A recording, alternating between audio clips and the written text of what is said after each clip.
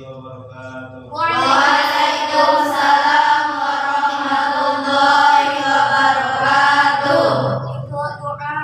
Bismillahirrahmanirrahim. Rabbi zidni sadri wa yassir li amri wahlul 'uqdatam min lisani yafqahu qawli. Rabbi zidna ilman warzuqna fahman bi rahmatika ya arhamar rahimin. Amin. Sebelum kita melakukan pembelajaran hari ini, terlebih dahulu Bapak ingin mengecek kehadiran para siswa sekalian. Dimulai dari Desi, Hadir. Anggi Sapitri, Hadir. Delvi Speaker, Hadir. Alvina Nurtiara, Hadir. Yelsa, Hadir. Repa, Hadir. Nahdiatul Hadir. Husna, Sarah Fadila, Hadir. Sarpina, Hadir. Lasmi Buita, Hadir. Intan Desmita, Hadir. kemudian angka ini Hadir. Sabina Aulia, Hadir. Riza Umami, Hadir. Lailatul Jannah, Hadir. Radia Lubna. Hadir. Berarti semuanya cukup ya, 16, berarti semuanya hari ini hadir semuanya, alhamdulillah. Jadi pada hari ini kita baru pertama kali memasuki ajaran semester 1 tahun ajaran 2022 dan 2023. Siswa-siswa sekalian, anak didik sekalian, hari pertama masuk tingkatan adik. Adapun tujuan pembelajaran kita pada hari ini, yang pertama, setelah mengamati dan mempelajari materi yang kita ajarkan pada hari ini, semua peserta didik mampu menyampaikan dan memahami pengertian Al-Quran menurut para ulama. Kemudian lagi para siswa sekaliannya dapat menyebut dan menghafal istilah-istilah lain daripada Al-Quran. Kemudian tentu yang terakhir, tujuan pembelajaran kita pada hari ini, setelah mempelajari pelajaran ini, semua peserta didik nantinya mampu menentukan sikap bagaimana kita menjadikan Al-Quran sebagai pedoman. Baiklah, sebelum kita melanjutkan awal pembelajaran kita pada tahun ini tahun ajaran 2023, 2002 dan 2022. Mana kita mengawali. Namun sebelum memasuki materi ini, Bapak ingin menanyakan tentang materi yang kita ajarkan, yaitu pengertian Al-Quran. Bapak ingin menanyakan pendapat kamu sendiri sebelum kita memasuki pembelajaran. Pendapat kamu sendiri, menurut Anda siswa sekalian, Al-Quran itu adalah Allah yang diinginkan kepada Nabi Muhammad SAW sebagai petunjuk bagi umat Islam. Baiklah, sebelum kita memasuki pembelajaran kita pada hari ini, terlebih dahulu Bapak membagi kelompok. Nanti akan dibagi menjadi 4 kelompok. Dipersilakan nanti dibagi menjadi 4 kelompok.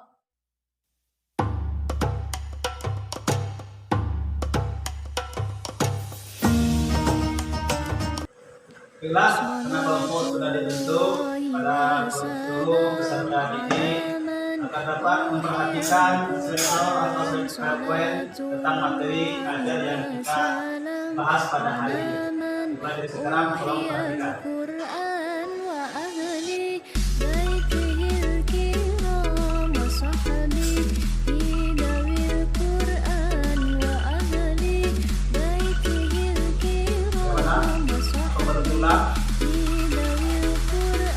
Salatu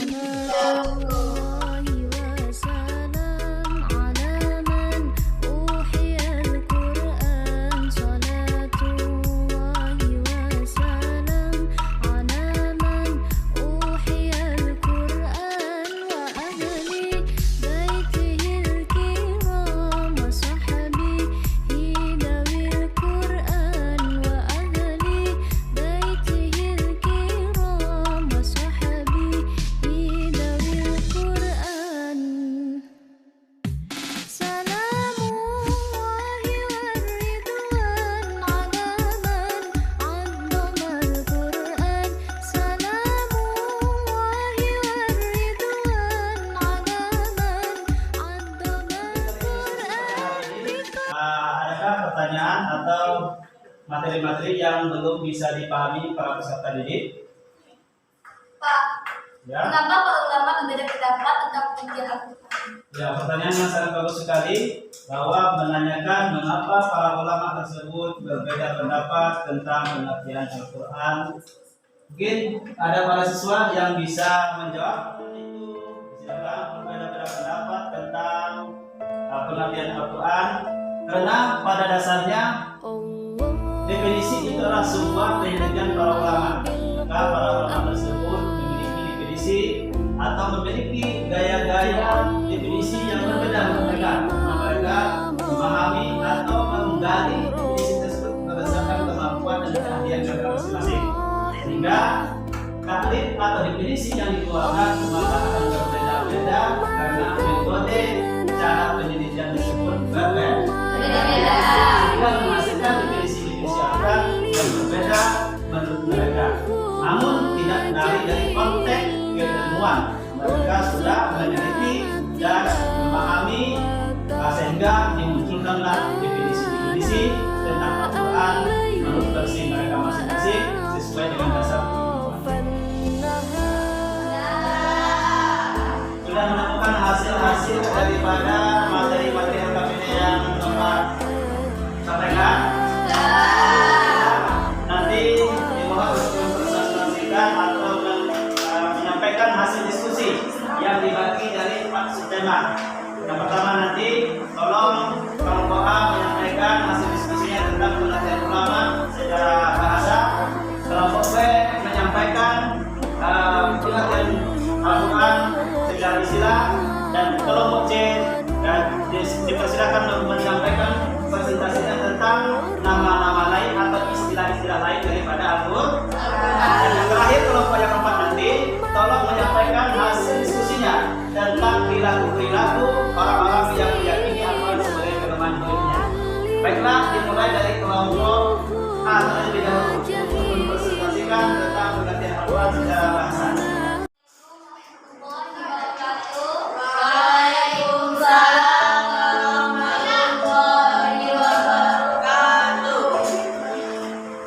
Kami akan menyampaikan hasil diskusi kami tentang pengertian Al-Quran berbahasa. Pengertian Al-Quran berbahasa ada 2 imam atau 2 ahli pendapat tentang Al-Quran ini.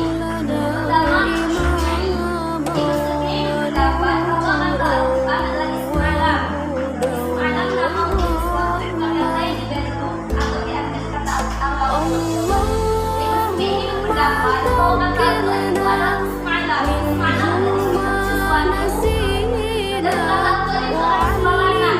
Tapi sampai dari kata Allah pertama, dua, imam, menyebut bahwa kata Al-Quran bahasa atau diambil dari kata Al-Quran yang merupakan metode kata Al-Quran yang Cukup presentasinya? واجعلنا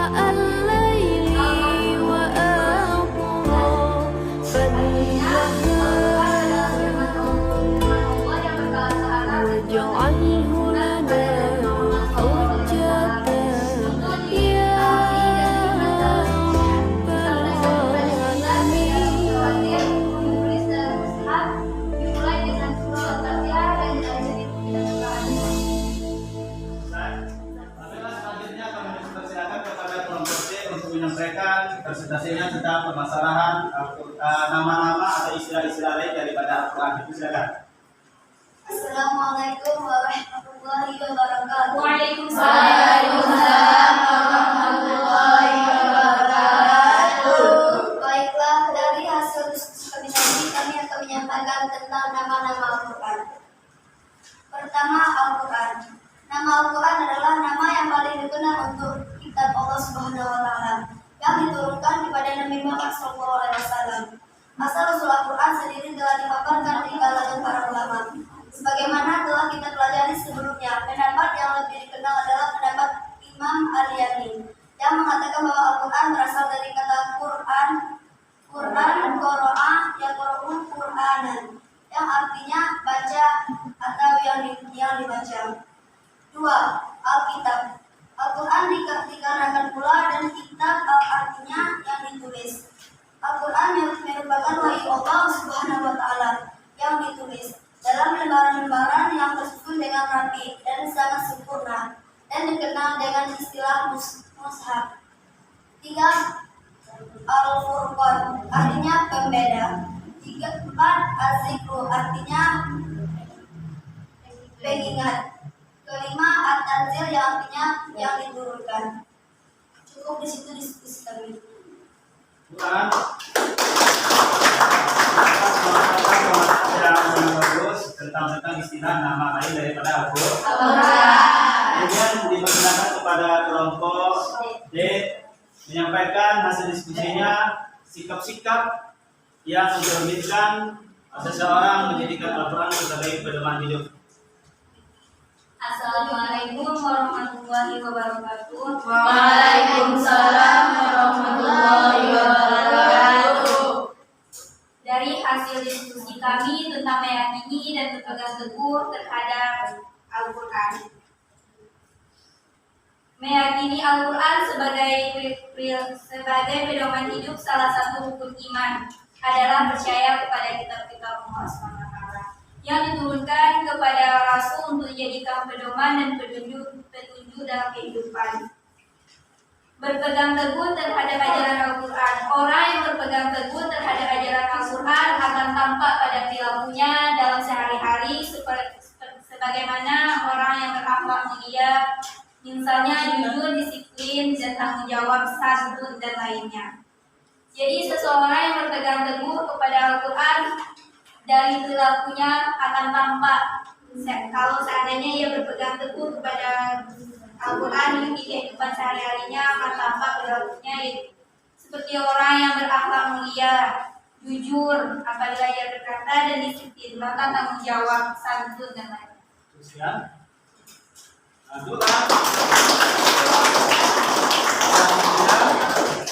Para peserta didik telah berhasil menyampaikan informasi-informasi atau diskusinya, sumber-sumber tugas atau pemahaman materi yang kita sampaikan pada hari ini.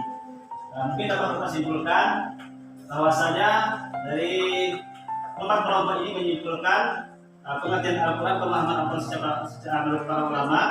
Yang pertama, bahwasanya Al-Quran itu secara ulama itu dibagi dua, ada secara bahasa dan secara istilah. Secara istilah, secara bahasa lebih gampangnya disebut bahwasanya Al-Quran adalah berasal dari kata Quran. Ini baca, mendapat itulah yang paling banyak dipakai Al-Quran.